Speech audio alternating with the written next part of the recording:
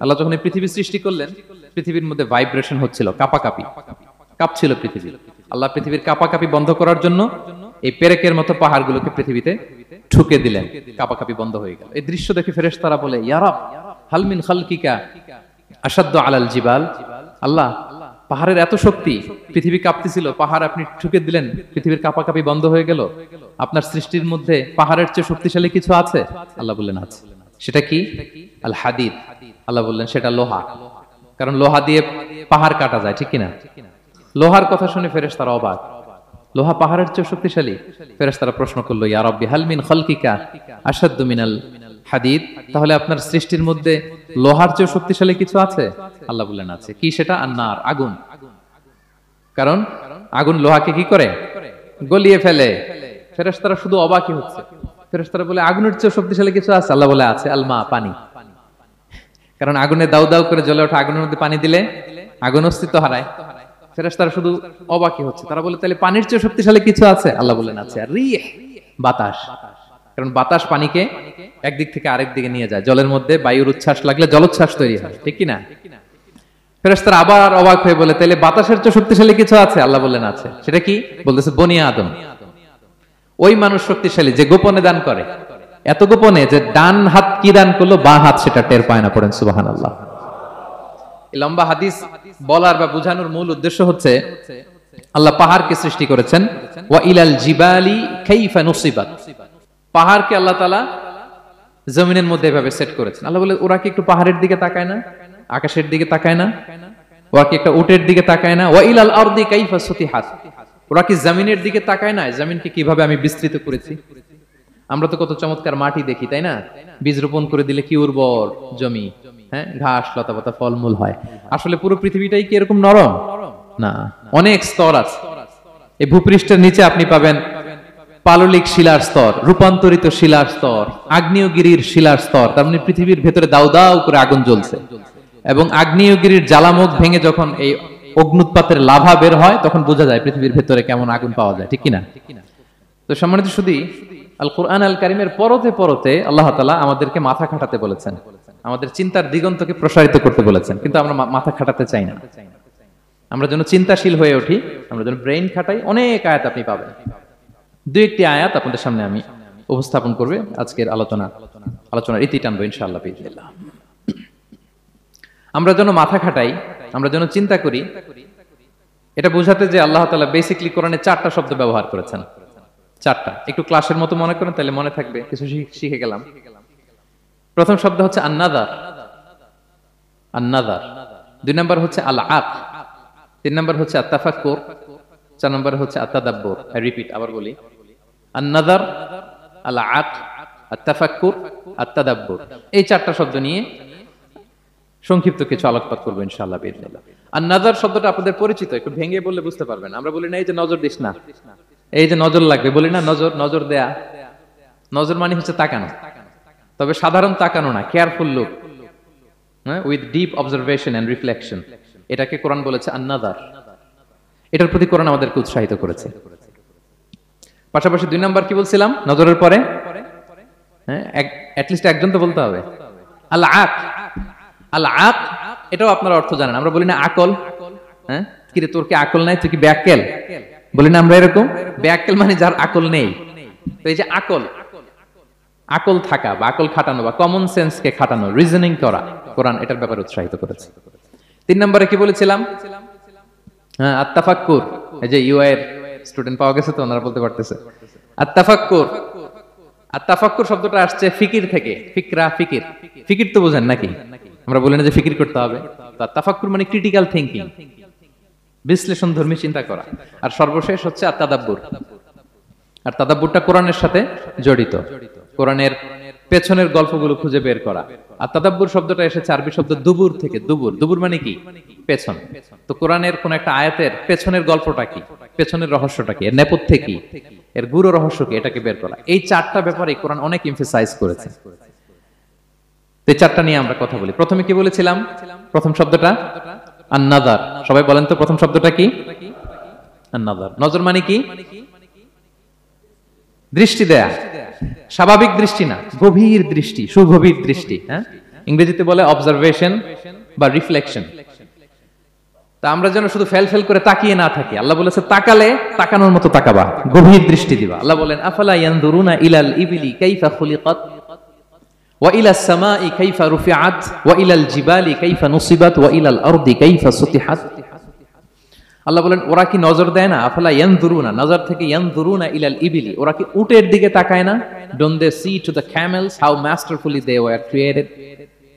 হ্যাঁ, তারা কি উটের দিকে তাকায় না কিভাবে উটকে সৃষ্টি করেছি? তারা কি আকাশের দিকে তাকায় না খুঁটিবিহীন বিশাল আকাশকে কেমন করে বানালাম? তারা কি পাহাড়ের দিকে তাকায় না কিভাবে পাহাড়কে ফার্মলি সেট করা হলো পৃথিবীর সাথে? তারা কি জমিনের দিকে তাকায় না কিভাবে জমিনটাকে বিস্তীর্ণ করে দেয়া হয়েছে? তো এই চারটা কথা আল্লাহ বললেন। রাসূল সাল্লাল্লাহু আলাইহি ওয়াসাল্লাম যখন মক্কার কুরাইশদেরকে তাওহীদ, রিসালাত, আখিরাতের দাওয়াত দিচ্ছিল, তারা এই দাওয়াতকে প্রত্যাখ্যান করলো, তারা মানছে না। তো তখন আল্লাহ তাআলা এই আয়াত নাজিল করে বললেন আফালা ইয়ানজুরুনা ইলাল ইবিলি কাইফা খুলিকাত। মক্কার কুরাইশরা কি উটের দিকে তাকায় না? উটকে কিভাবে আমি তৈরি করলাম এটা একটু দেখতে পারে না ওরা? আরে উটের দিকে তাকালেই তো ওরা উটের মালিক আমি আল্লাহরে খুঁজে পাবে। কারণ কুরাইশরা ছিল কোরআনের প্রাইমারি অডিয়েন্স, যদিও কোরআন সবার জন্য এসেছে। আল্লাহ বললেন আফালা ইয়ানজুরুনা ইলাল ইবিলি কাইফা খুলিকাত, ওরা কি উটের দিকে তাকায় না?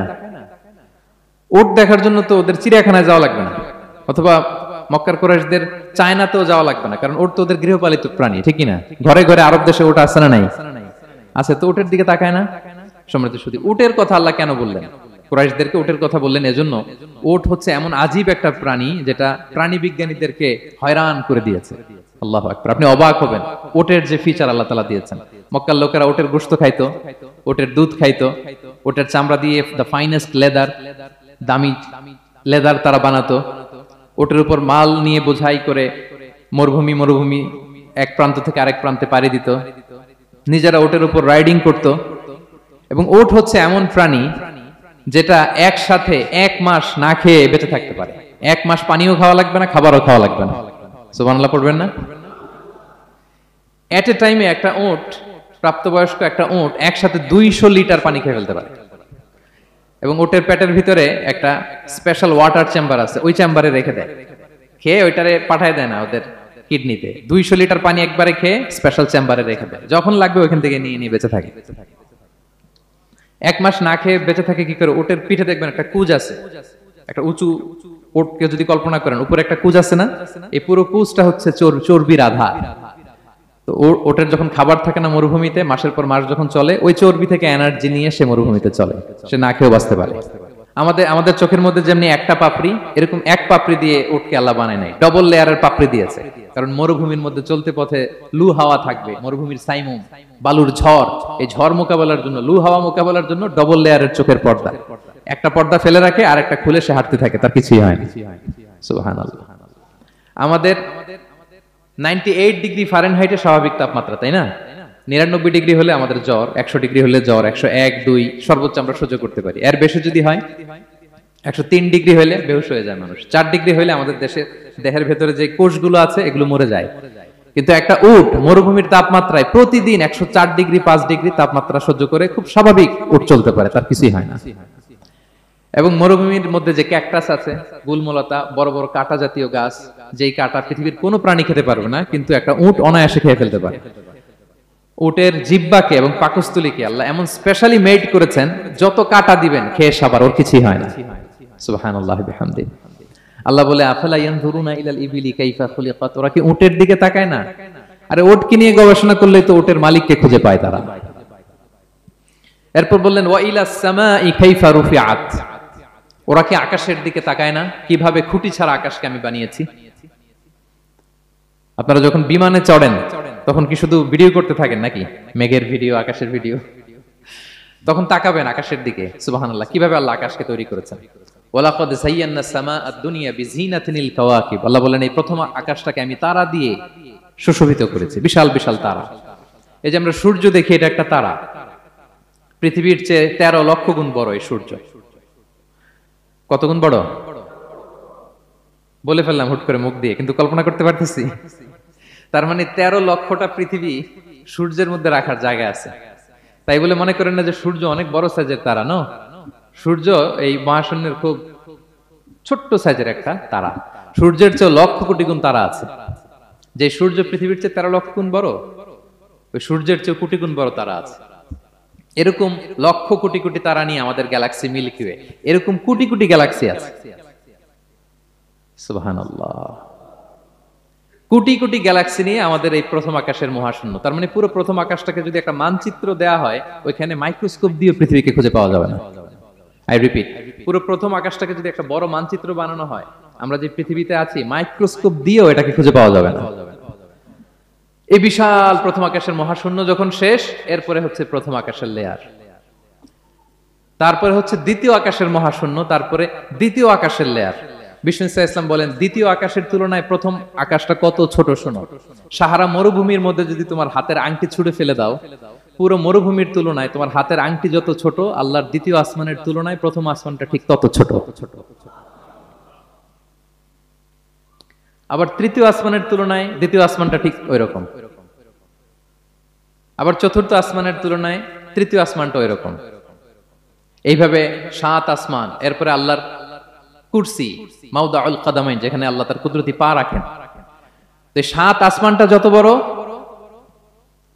পুরো সাহারা মরুভূমির মধ্যে আংটি ফেলে দিলে মরুভূমির তুলনায় আংটি যত ছোট, আল্লাহর কুরসির তুলনায় পুরো 7 আসমানটা ঠিক তত ছোট।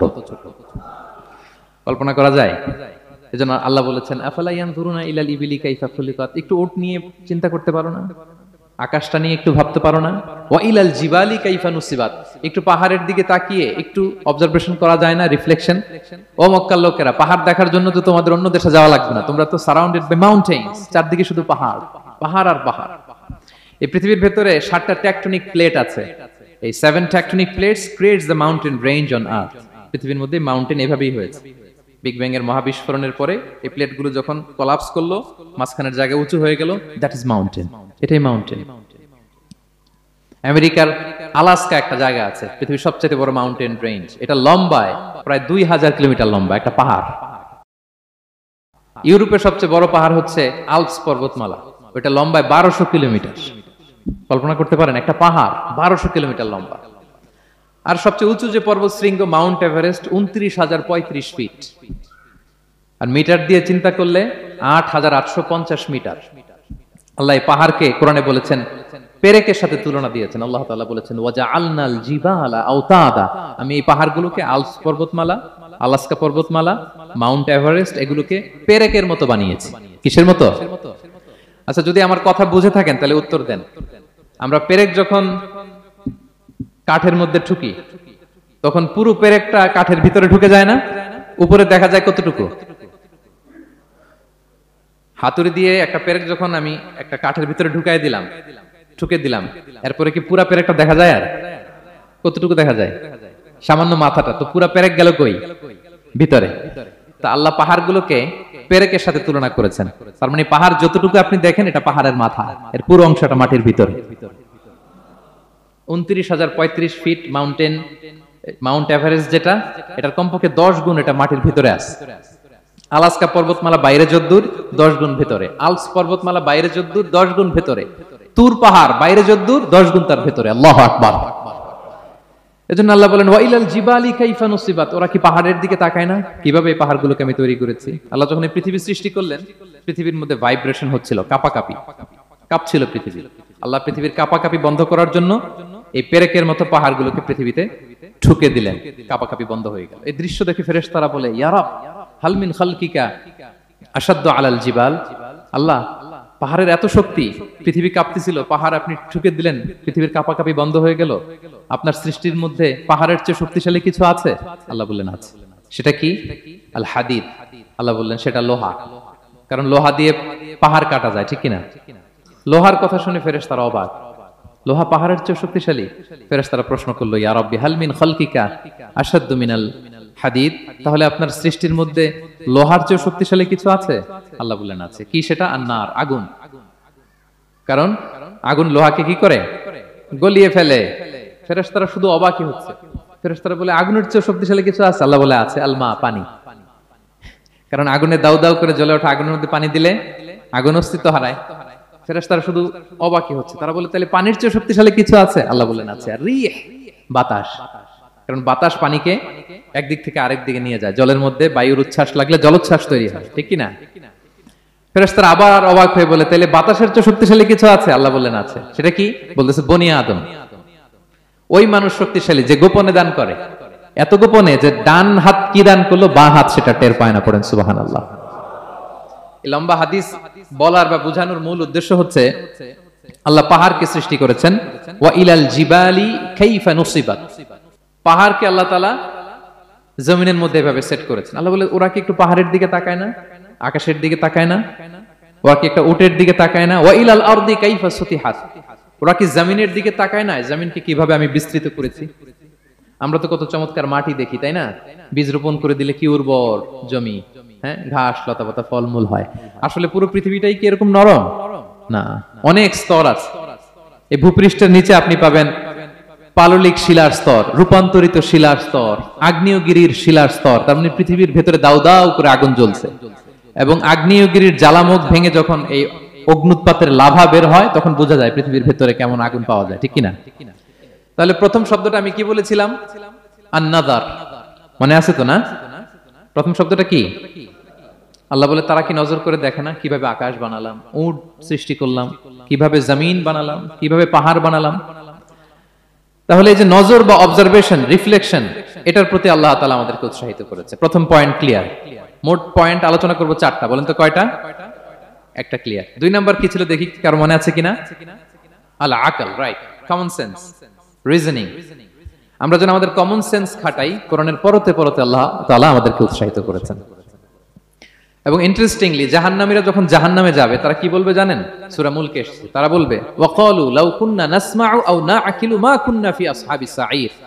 তারা বলবে, হায় রে, নবীদের কথা যদি মানতাম আর যদি একটু কমন সেন্স খাটাইতাম তাহলে তো জাহান্নামে আসা লাগতো না। ওই দিনের এই আফসোসে কোনো কাজ হবে? প্রিয় ভাইরা, ওই দিন যত আফসোস করেন কোনো কাজ হবে?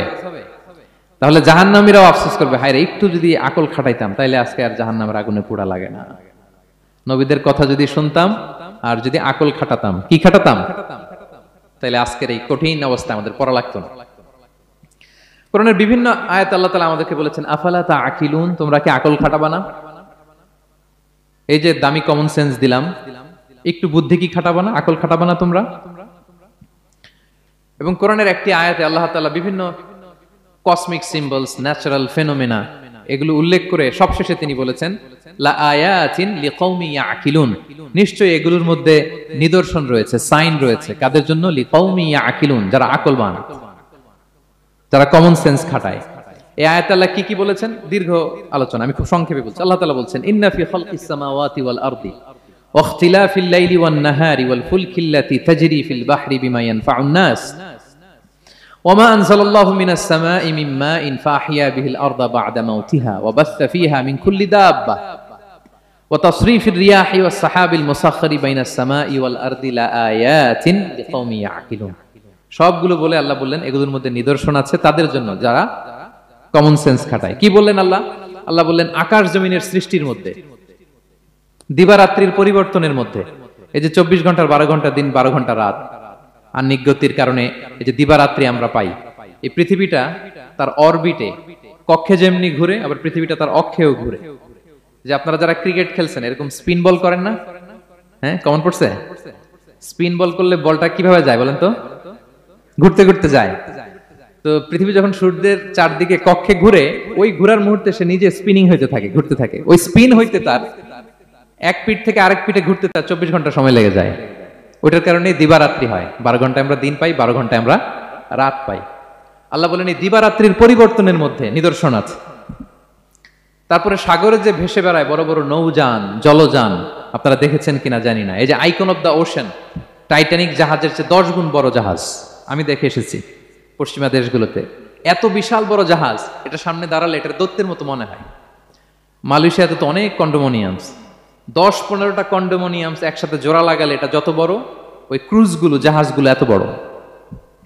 এক একটা জাহাজের ভেতরে 3000-4000 হোটেল রুম আছে, 8-10টা রেস্টুরেন্ট আছে, ফুটবল স্টেডিয়াম আছে, থিম পার্ক আছে, বিশাল একটা এন্টায়ার সিটি। এই বিশাল ক্রুজগুলো, Icon of the Sea, Virgin Voyages, Royal Caribbean, এগুলো সাগরের উপর দিয়ে ভেসে বেড়ায়।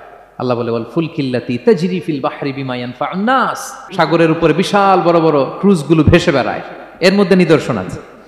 এরপর আল্লাহ বললেন আমি পানি থেকে সব প্রাণী তৈরি করেছি, ওয়াজআলনা মিনাল মাই কুল্লা শাইইন হাই, সব প্রাণ এসেছে পানি থেকে। বিজ্ঞান এটাকে কনফার্ম করেছে, তারা বলেছে পৃথিবীর সর্বপ্রথম এককোষী প্রাণীর নাম হচ্ছে অ্যামিবা। অ্যামিবা এসছে, জুপ্লাঙ্কটন, ফাইটোপ্লাঙ্কটন, ব্যাকটেরিয়া প্লাঙ্কটন, এভাবে স্পিসিসগুলো ডেভেলপ করেছে। আল্লাহ বলে এর মধ্যে নিদর্শন আছে। এরপর আল্লাহ তাআলা বলেছেন মৌসুমী বায়ু, এই যে বায়ুর প্রবাহ, এতে নিদর্শন আছে। আর আকাশ জমিনের মাঝখানে যে মেঘমালাগুলো ভেসে বেড়ায়, এই সবগুলোর ভেতরে নিদর্শন আছে। কাদের জন্য? আল্লাহ বলেন লা আয়াতিন লিকাউমি ইয়াকিলুন, তাদের জন্য যারা আকল খাটায়, যারা কমন সেন্স খাটায়। সুবহানাল্লাহ পড়বেন না? এজন্য বিমানে যদি আপনারা উইন্ডো সিট পান, কি করবেন আজকে থেকে বলেন? উইন্ডো সিটের পাশে বসে বসে রিল দেওয়ার জন্য ভিডিও মেক করব। কি করবেন? হ্যাঁ, আল্লাহর নিদর্শন দেখব, কত ক্ষুদ্র আমি, কত নগণ্য আমি, কত তুচ্ছ আমি, এটা বুঝবার চেষ্টা করব। তাহলে 4টা পয়েন্টের 2টা চলে গেল, একটা হচ্ছে নাজার আর একটা হচ্ছে আল্লাহ আকল। 3 নাম্বার কি ছিল? একজন বলতে হবে। আত-তাফাক্কুর। আত-তাফাক্কুর মানে ক্রিটিক্যাল থিংকিং। ক্রিটিক্যাল থিংকিং করা। আল্লাহ যে আমাদেরকে ব্রেন দিয়েছেন, এটা দিয়ে ক্রিটিক্যাল থিংকিং করা, ব্রেনটাকে কাজে লাগানো, গড্ডালিকা প্রবাহে ভেসে না বেড়ানো, ব্রেনটাকে আমরা যেন কাজে লাগাই। আত-তাফাক্কুর। ইব্রাহিম আলাইহিস সালাম এই আত-তাফাক্কুর বা ক্রিটিক্যাল থিংকিং এর ক্ষেত্রে আমাদের জন্য অনুপম আদর্শ ছিল। কোন নবীর নাম বললাম? সবাই বলেন তো নবীর নাম কি? উনি যেই সময়টাতে পৃথিবীতে এসেছিলেন তখন কেউ করত তারার পূজা, কেউ করত চাঁদের পূজা, কেউ করত সূর্যের পূজা। আমরা হইলে কি করতাম? কোন এক দলে ঢুকে যেতাম। কি বলেন? এক দল করে তারার পূজা, আরেক দল সূর্যের, আরেক দল চাঁদের। আমরা হইলে কি করতাম? এক দলে ঢুকে যেতাম। উনি ঢুকেন নাই। উনি এই তারকা পূজারী, সূর্য পূজারীদের চিন্তার দেয়ালে আঘাত করেছেন। সুবহানাল্লাহ। ফালাম্মা জান্না আলাইহিল লাইলু রাআ কাওকাবা। উনি কিভাবে সত্যের সন্ধান পেলেন দেখেন। উনি রাত্রিবেলা যখন দেখেন যে লোকজন তারার পূজা করে, উনি ভাবলেন হাযা রাব্বি, তারাই কি আমার রব? পরে দেখে না, দিনের বেলায় তারারে আর খুঁজে পাওয়া যায় না। এখন মনে মনে ভাবে হায় রে, আমার রব যদি আবার মাঝে মধ্যে না থাকে তো আমি যাবো কই? এক সময় উনি আসে, আরেক সময় নাই। এরকম খোদা দিয়ে আমাদের কোনো লাভ আছে? যিনি সবসময় আমার টেক কেয়ার করবে, আমরা তো ওই খোদার ইবাদত করি, ঠিক কিনা? উনি বললেন না না, এই তারা আমার রব হতে পারে না। এরপর দেখা যায় আরেকদিন রাত্রিবেলা সবাই চাঁদের পূজা করে, কি দ্যুতিময় চাঁদ, জ্যোৎস্না ছড়ায়। তো উনি ভাবলেন হাযা রাব্বি, এটাই কি আমার রব? পরে দিনের বেলা যখন দেখি না, চাঁদ তো আর দেখা যায় না, চাঁদ তো আর নাই, ভ্যানিশ, ডিসঅ্যাপিয়ার। পরে বলে না, চাঁদ আমার রব হতে পারে না। এবার দিনের বেলা দেখলেন দ্বিপ্রহরের জল জলে সূর্য খা খা রোদ বিলাচ্ছে গোটা বিশ্বে। দেখে যে সবাই এটার ফলোয়ার বেশি, সবাই সূর্যের পূজা করে। কিন্তু আবার গোধূলি লগ্নে সানসেটের টাইমে যখন সূর্যও ডুবে গেল, হায় হায়, উনি বিপদে পড়লেন। এবার আমি কই যাব? সূর্যও তো থাকে না। আল্লাহু আকবার। তখন তিনি ঘোষণা দিলেন ইন্নী ওয়াজ্জাহতু ওয়াজহিয়া লিল্লাযী ফাতারাস সামাওয়াতি ওয়াল আরদা হানিফা ওয়া মা আনা মিনাল মুশরিকিন। হে তারকা পূজারী, হে চাঁদের পূজারী, হে সূর্য পূজারী, আমি তোমাদের কোনো দলের সাথে নাই, বরং আমি আমাকে ওই সত্তার দিকে মনোনিবেশ করলাম, আত্মসমর্পণ করলাম। ফাতারাস সামাওয়াতি ওয়াল আরদ, যিনি আকাশ সৃষ্টি করেছেন, জমিন সৃষ্টি করেছেন। হানিফা ওয়া মা আনা মিনাল মুশরিকিন, আমি শিরক করি না, আমি হানিফ হিসেবে সে আল্লাহর ইবাদত শুরু করে দিলাম। পড়েন আল্লাহু আকবার। তাইলে উনি স্রোতে গা ভাসান নাই, কোন এক দলে না ঢুকে উনি ওনার ক্রিটিক্যাল থিংকিং, ওনার অ্যানালজি, ওনার বিবেককে উনি কাজে লাগিয়েছেন। তো সম্মানিত সুধী, এজন্য চিন্তা করা, এটাকে আরবিতে বলে আত-তাহান্নুস মিন বাকায়া আল ইব্রাহিমিয়া। এটা ইব্রাহিমী চিন্তার অবশিষ্টাংশ। সেদিন ইব্রাহিম আলাইহিস সালাম এভাবে চিন্তা করতেন, গবেষণা করতেন। সূরাতুন নাহলে আল্লাহ তাআলা মৌমাছি কিভাবে মধু সংগ্রহ করে এই ইনফরমেশনটা যখন আমাদের সামনে পেশ করলেন, এই আয়াতের শেষেও তিনি একই কথা বললেন, ইন্না ফি যালিকা লাআয়াতান লিকাউমি ইয়াতাফাক্কারুন। নিশ্চয় এর মধ্যে যারা চিন্তাশীল তাদের জন্য নিদর্শন আছে। মৌমাছি যে মধু সংগ্রহ করে, আপনারা মৌচাক দেখছেন? কে কে দেখি মৌচাক দেখছেন? মাশাআল্লাহ। আচ্ছা, ঠিক আছে। রাসূল সাল্লাল্লাহু আলাইহি ওয়াসাল্লাম মধু বড্ড পছন্দ করতেন। পিওর হানি, দুর্গন্ধওয়ালা হানি তিনি খেতেন না, পিওর হানি খাবেন, খুবই এনার্জেটিক। এবং কোরআনে মাত্র 2টা জিনিসকে শেফা বলা হয়েছে। এক হচ্ছে কোরআনকে বলা হয়েছে শেফা, আর এই মধুকে বলা হয়েছে শেফা। সুবহানাল্লাহ। আল্লাহ তাআলা বললেন ওয়া আওহা রাব্বুকা ইলান নাহলি আনিত্তাখিযি মিনাল জিবালি বুয়ুতা ওয়া মিনাশ শাজারি ওয়া মিম্মা ইয়ারিশুন। আল্লাহ তাআলা মৌমাছিকে শিখাই দিলেন কিভাবে মৌচাক বাঁধতে হবে। এবং আল্লাহ বললেন ইত্তাখিদি মিনাল জিবালি বুয়ুতা, তোমরা পাহাড়ে মৌচাক বাঁধো, অমিনাস সাজার, গাছের মগ ডালে বাঁধো, অথবা উঁচু মাচার উপরে বাঁধো, যাতে গ্রামের ছোট্ট ছেলেরা ঢিল মারতে না পারে। মৌচাক যারা দেখছেন, এটা কি নিচু নিচু জায়গায় মৌমাছির মৌচাক হয় না, উঁচু একেবারে মগ ডালে? এটা মৌমাছির শিখাই দিছে কে? হ্যাঁ, কে শিখিয়েছে? আল্লাহ সুবহানাহু ওয়া তাআলা মৌমাছিকে শিখিয়ে দিয়েছে। যারা আরবি বোঝেন তারা বুঝতে পারবেন ইত্তাখিদি এটা ফেমিনিন জেন্ডার, তার মানে আল্লাহ যা অর্ডার করেছেন এটা পুরুষ মৌমাছিকে অর্ডার করেন নাই, নারী মৌমাছিকে। তো গবেষণায় দেখা গিয়েছে পুরো মৌচাকের বাসাটাকে এখানে যে লিডারশিপ বহন করে এটা কোনো পুরুষ মৌমাছি না, এটা নারী মৌমাছি। সুবহানাল্লাহ। এবং 3 ধরনের মৌমাছি থাকে, একটা হচ্ছে কুইন বি, রানী মৌমাছি, আরেকটা হচ্ছে মেল বি, এরা বংশ বিস্তার করে, আরেকটা হচ্ছে ওয়ার্কার বি, এরা এই মধু আনা নেওয়া করে। তা আল্লাহ এদেরকে বললেন কুলি মিন কুল্লি সামারাত, এই মৌমাছি তোমরা আশেপাশের সব সুন্দর সুন্দর ফুল থেকে, ফল থেকে, ফ্লাওয়ার নেকটারস, পুষ্প রস সংগ্রহ করে নিয়ে আসো। মধু এত স্বাস্থ্যকর, হেলদি ডায়েট কেন? কারণ আশেপাশের গাছের মধ্যে এখানে আপনার ভেষজ গাছ আছে, ঔষধি গাছ আছে, বনাজি গাছ আছে, ঠিক না? তো মৌমাছিগুলো সেখান থেকে ফ্লাওয়ার নেকটারস, পুষ্পরস সংগ্রহ করে আবার চলে আসে। এবং আল্লাহ বললেন ফাসলুকি সুবুলা রব্বিকি যুলুলা, পথ ভুলে যাও না, যেই পথে গেছে ওই পথে ফিরে আসো। একটা মৌমাছি মৌচাক থেকে প্রায় 10 কিলোমিটার দূরেও অনেক সময় চলে যায়, আবার 10 কিলোমিটার পথ চিনে আবার মৌচাকে এটার ফিরায় আনে কে? এই পুরো মেকানিজমটা নিয়ে গবেষণা করে অস্ট্রিয়ান একজন সায়েন্টিস্ট, তার নাম হচ্ছে কার্ল ব্রনফেশ, সে একটা বই লিখেছে দ্য ডান্সিং বিজ, এবং এই বই লিখে সে নোবেল লরেট হয়েছে, নোবেল প্রাইজ পেয়েছে। আমরা তো মধু পাইয়া হাতের তালুর মধ্যে নিয়ে জিহ্বা দিয়ে চাটি, আমাদের তো আর ব্রেন খাটানোর ওই সময় নাই। ওই কার্ল ভন ফ্রেশ সে এই মৌমাছি নিয়ে গবেষণা করে নোবেল প্রাইজ পেয়েছে, আর আমরা মাথা খাটাইতে পারলাম না। তো সে গবেষণা করে পেয়েছে, মানে কোরআনের আয়াত যা যা বলেছে সে তাই পেয়েছে। মৌমাছি ওখান থেকে ফুলের পুষ্পরস, ফ্লাওয়ার নেকটারস এনেই কিন্তু মৌচাকে রাখে না, ওইটারে সে খেয়ে ফেলে। এবং সে গবেষণা করে পেয়েছে এক একটা মৌমাছির 2টা স্টোমাক, 2টা পাকস্থলী। একটা পাকস্থলীতে সে নিজের খাবার দাবার খায়, আরেকটা পাকস্থলীতে এই পুষ্পরস, ফ্লাওয়ার নেকটারস গুলা সে রাখে। সেখানে আল্লাহ তাআলা একটা স্পেশাল এনজাইম দিয়ে ওইটাকে প্রিজার্ভ করে, প্রত্যেকটা মৌমাছির নিচে একটা টিউব আছে, সেই টিউব দিয়ে নল দিয়ে মৌচাকে যে ওই মধুগুলো রেখে আসে। পড়েন সুবহানাল্লাহ।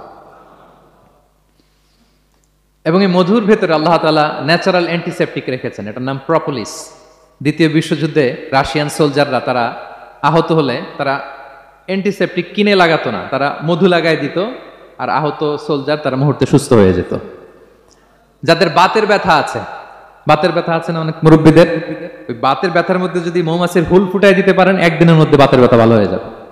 সাময়িক হয়তো ব্যথা পাবে, মৌমাছি যখন কামড় দেয় ব্যথা লাগে না, নাকি আরাম লাগে?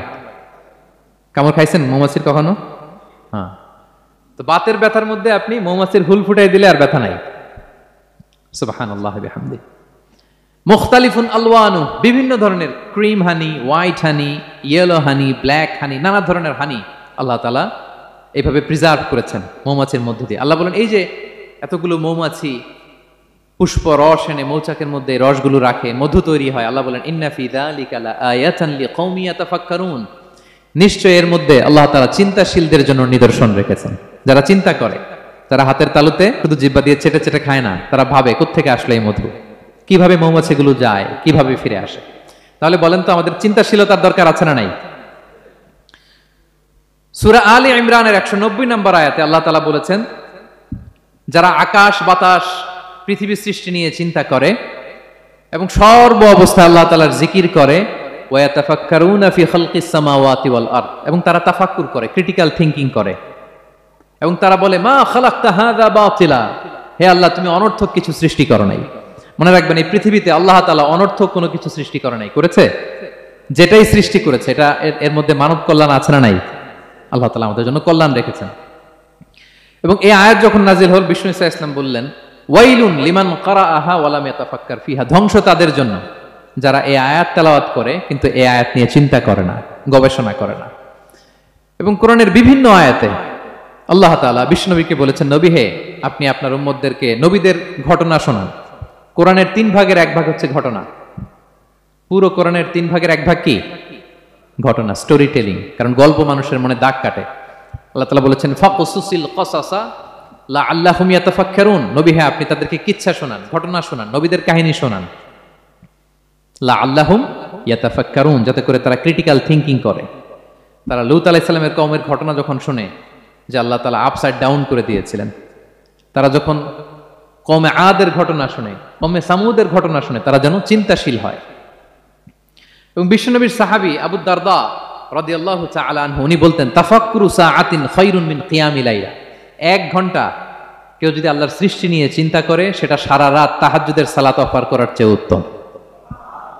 আমরা অনেকে মনে করি শুধু তাসবিহ পড়াই ইবাদত, জিকির করাই ইবাদত, শুধু কোরআন তেলাওয়াতই মনে হয় ইবাদত, শুধু কিয়ামুল লাইল করা ইবাদত। কিন্তু বিশ্বনবীর সাহাবী যিনি ইসলাম আমাদের চেয়ে ঢের বেশি বুঝেছেন, তিনি বলেন আল্লাহর এই সৃষ্টি শৈলী, এই সৃষ্টি নৈপুণ্য নিয়ে 1 ঘন্টা চিন্তা করা, ক্রিটিক্যাল থিঙ্কিং করা, সারা রাত নফল তাহাজ্জুদের চেয়েও সেরা।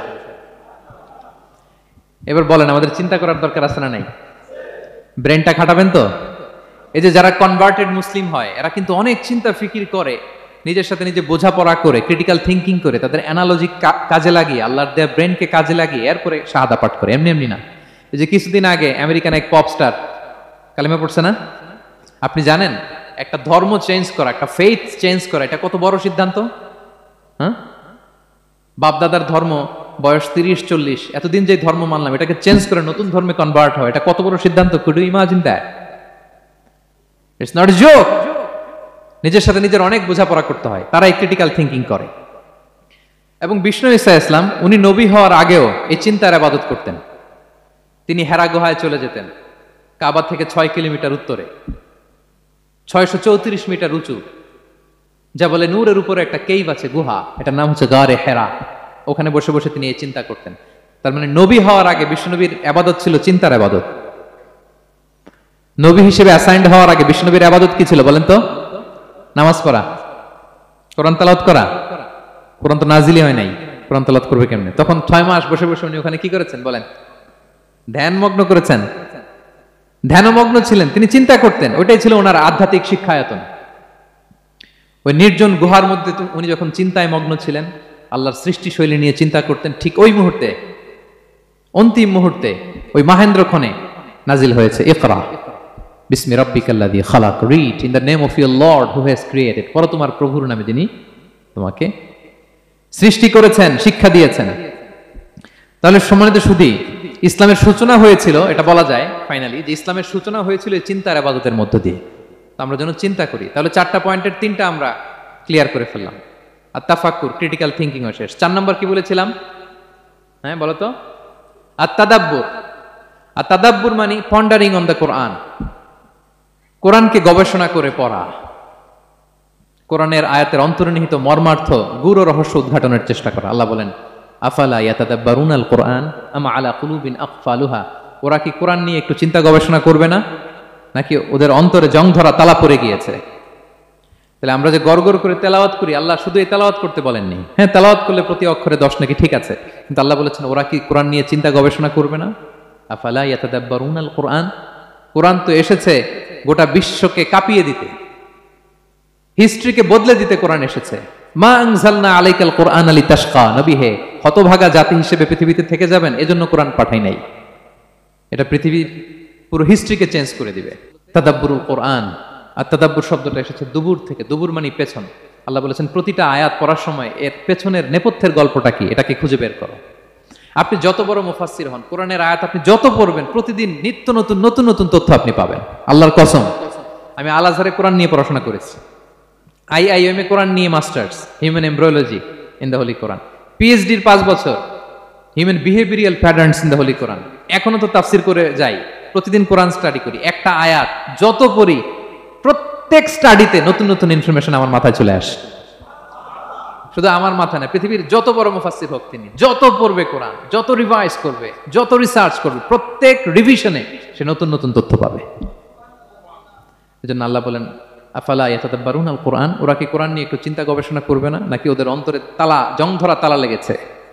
তো সম্মানিত শুধু আসুন, এই কোরআন নাজিলের মাসে আমাদের জং ধরা তালাটাকে আনলক করার জন্য আমরা কোরআনকে with vast concentration, with deep analysis and critical thinking নিয়ে যেন পড়ি। প্রতিটা আয়াত পড়ার সময় এর পেছনের গল্পটা কি, কোন প্রেক্ষাপটে নাজিল হলো, বর্তমান সময়ের সাথে কিভাবে এটাকে অ্যাটাচ করা যায়, এটার অন্তর্নিহিত গূঢ় রহস্যটা কি, এই গূঢ় রহস্য উদ্ঘাটনের কথা, কোরআন নিয়ে গবেষণার কথা এবং চিন্তার কথা বারবার কোরআন আমাদেরকে বলেছে। আমাদের এই চিন্তাকে জাগানোর জন্য এই কোরআন বারবার আমাদের কাছে আহ্বান করেছে। এখন আমাদের কি একটু সময় হবে না কোরআনকে চিন্তার সাথে গবেষণার সাথে পড়ার? হ্যাঁ, চিন্তাশীলতার সাথে গবেষণা করে কোরআন স্টাডি করার দরকার আছে না নাই? বলেন বলেন। হ্যাঁ, পড়বেন তো আপনারা? যারাই চিন্তা করবে, চিন্তাশীল হবে, কমন সেন্সকে খাটাবে, তারাই পৃথিবীর হিস্ট্রি পাল্টে দিবে। এই যে বিমান দিয়ে যে আমরা চড়ি, দুই ভাই আবিষ্কার করছে, Wilbur Wright, Orville Wright, Wright ভ্রাতৃদ্বয়। বলেন তো এই অরভিল রাইটের চোখ ছিল কয়টা? 3টা না? হ্যাঁ, উইলবার রাইটস এর হাত ছিল কয়টা? আমার হাত কয়টা? আপনার হাত কয়টা? তো ওরা পারলে আমরা পারবো না কেন? কারণ এই চিন্তার আবাদত থেকে আমরা দূরে সরে গিয়েছে। আমাদের মধ্যে রিজনিং নাই, আমাদের মধ্যে লজিক্যাল আন্ডারস্ট্যান্ডিং নাই, আমাদের মধ্যে ক্রিটিক্যাল থিঙ্কিং নাই, আমাদের মধ্যে পন্ডারিং অন দ্য কোরআনিক ভার্সেস নাই। আল্লাহ তাআলা আমাদের যে বিবেক চিন্তা শক্তি দিয়েছেন এটাকে আমরা কাজে লাগাই না, এজন্য আমরা পিছিয়ে পড়েছি। সম্মানিত শুধু কোরআন বারবার আমাদের এই চিন্তা শক্তিকে জাগানোর জন্য আহ্বান করেছে। কোরআনের আয়াতের পরতে পরতে কোরআন আমাদেরকে বলেছে আমরা যেন চিন্তাশীল হই। এই যে সফিস্টিকেটেড ব্রেইন আল্লাহ তাআলা দয়া করে আমাদেরকে দান করেছে, আমরা যেন এই ব্রেইনটাকে কাজে লাগাই, আমরা যেন আমাদের বিবেকটাকে কাজে লাগাই, আমরা যেন আমাদের কমন সেন্সকে কাজে লাগাই, তাহলে আমাদের সোনালী অতীত আবার আমরা ফিরে পাবো। তাহলে আজকের এই আলোচনা থেকে ফাইনাল কথা হচ্ছে যে আমাদেরকে চিন্তা করতে হবে, যে কোনো জিনিসকে কোশ্চেন করতে হবে, প্রশ্ন করতে হবে, কেন, কিভাবে, ও পারলে আমি কেন পারবো না। কোরআনের আয়াত পড়ার সময় বারবার চিন্তা করবেন, সব দায় দায়িত্ব আমাদের উপর ঠেলে দিয়েন না। কোরআন নিয়ে শুধু আমরাই গবেষণা করবো আর ওয়াজ শোনাবো, এটা not only my sole responsibility, আপনাদেরও দায়িত্ব আছে, প্রত্যেকের দায়িত্ব। যত কোরআন পড়বেন আপনার অন্তরের তালা খুলে দিবে কে? আল্লাহ তাআলা আমাদেরকে চিন্তাশীল হওয়ার তৌফিক দান করুক। আমাদের এই সফিস্টিকেটেড ব্রেনকে যেন আমরা কাজে লাগাতে পারি, আমাদের কমন সেন্সকে যেন আমরা কাজে লাগাতে পারি, আমাদের রিজনিংকে যেন আমরা কাজে লাগাতে পারি। ইব্রাহিম আলাইহিস সালামের মতো গদবাধা গড্ডালিকা প্রবাহে গা ভাসিয়ে না দিয়ে আমরা যেন প্রশ্ন করতে পারি, আমরা যেন বিবেককে কাজে লাগাই। আল্লাহ তাআলা আমাদের সবাইকে কথাগুলো বোঝার ও আমল করার তৌফিক দান করুক। হাদা মা ইনদি ওয়াল ইলমু ইনদাল্লাহ আলাইহি তাওয়াক্কালতু ওয়া ইলাইহি উনীব। ওয়াসসালামু আলাইকুম ওয়া রাহমাতুল্লাহি তাআলা ওয়া বারাকাতুহু।